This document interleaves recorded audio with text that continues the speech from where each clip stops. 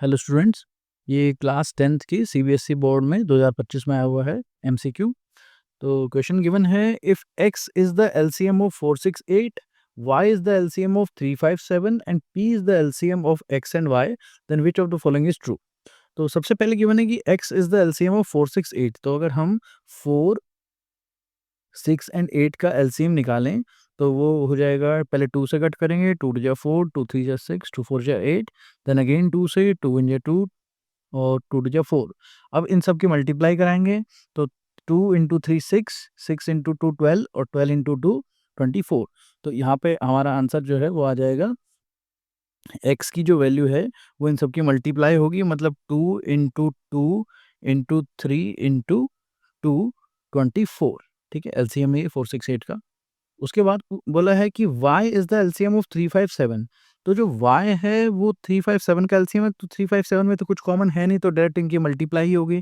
तो 3 into 5 into 7, या multiply कराओगे 7 5 जा 35 और 35 इंटू 3 ये होता है 105। उसके बाद बोला है आगे, P is the LCM of x and y। तो ये जो x और y है इन दोनों का एलसीएम निकाल लेते हैं। ये जो मैंने ऐसे फैक्टर्स फॉर्म में लिखा था ये इसीलिए लिखा था ताकि हम इनका एलसीएम बाद में निकाल सकें x और y का इजीली। तो अब इन दोनों का एलसीएम निकालने के लिए हमें निकालना है p। तो p है x और y का एलसीएम। तो देखिए इन दोनों में क्या-क्या कॉमन है। कॉमन तो सिर्फ एक ही है, ये 3। ठीक है, बाकी सारी टर्म अलग-अलग हैं। तो फर्स्ट x की वैल्यू से हम 2 जो है वो 3 टाइम्स ले लेंगे, 2 इंटू 2 इंटू 2, और 3 जो है 1 ही टाइम आएगा क्योंकि दोनों में यहाँ पे कॉमन है, इंटू में 3, और 5 और 7 आ जाएगा 1 टाइम, 5 और 7। अगर हम इन सब की मल्टीप्लाई कराते हैं तो हमारे पास वैल्यू आ जाएगी, जैसे कि इन सब की मल्टीप्लाई कराओगे तो वो हो जाएगा 840। लेकिन वो हमें निकालना ज़रूरी नहीं है। इन्होंने सिर्फ ये पूछा है कि p जो है इनमें से किस कंडीशन को फॉलो कर रहा है, मतलब 35 टाइम्स ऑफ x है, 8 टाइम्स ऑफ x है, या 4 टाइम्स ऑफ y है, या 16 टाइम्स ऑफ y है। ठीक है, तो हमें x और y की टर्म में जो है वो निकालना है। तो अब देखिए कैसे निकालेंगे। यहाँ पर देखिए x जो है, अगर x की टर्म में निकालें तो x इनमें से कौन सा पार्ट है। x देखो ये है, x है 2 इंटू 2 इंटू 3 इंटू 2, यानी कि 3 टाइम्स 2 और 1 टाइम 3। तो ये 3 टाइम्स 2 और 1 टाइम 3, इस पूरे को हम बोल सकते हैं x।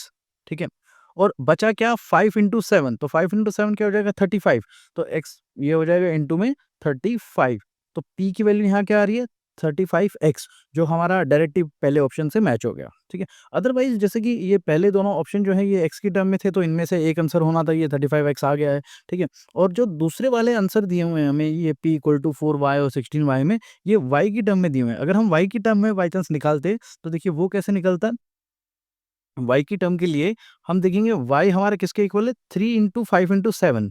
तो देखिए ये 3 इंटू 5 इंटू 7, ये तीनों टर्म तो हो गई y।